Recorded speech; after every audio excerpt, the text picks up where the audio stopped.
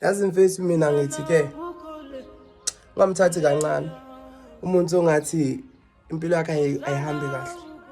Athi ngikutshele istory esangivelela last year around ngo-September. Ngithi mfethu kuwe, yabona njengoba sithi uJehova simbona ngezenzo. Mina mfethu ngithi ke ngake ngahamba mfethu. Ngahamba ngedrobhini mfethu. Uyangithola? Ningizwe. Ngahamba ngaye edrobhini, mangiye edrobhini ngihlangana noHlanya.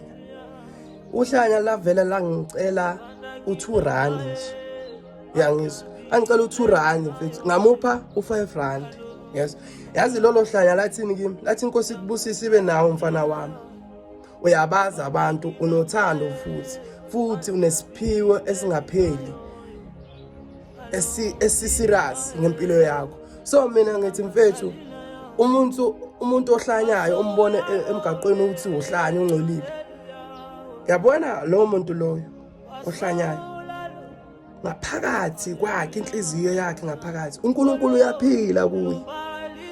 Wena ngicabanga ukuthi uNkulunkulu uzomthola kumuntu onormali oright empilweni ugqoka kahle uhamba ngemoto ebizayo. Mfethu ngithi labantu labo mfethu ungabadeleli ungabathathi kancane. Abantu laba bahamba emgaqweni ngathi abakekho right engqondweni. Mfethu labantu labo uNkulunkulu ungaphakathi kubo mfethu. Kholwa mina mfethu.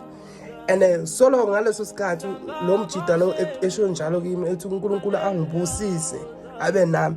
Mfethu impilo yami ihamba kahle. Angifuni ukukhuluma manga izinto zami nami ngiyabona zihamba kahle. Ngithi ngiqaphelise nini eniphila kahle empilweni zenu enirich noma nihamba kahle nihamba nemoto ebizayo.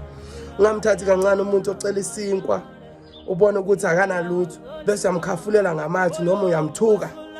Uthuka uNkulunkulu uqobo lwakhe. Bomhlonipha lo muntu. Bona lo muntu lo uthi umthatha kancane uNkulunkulu loyo. Kholwa mina. God bless you. Ngiyabonga.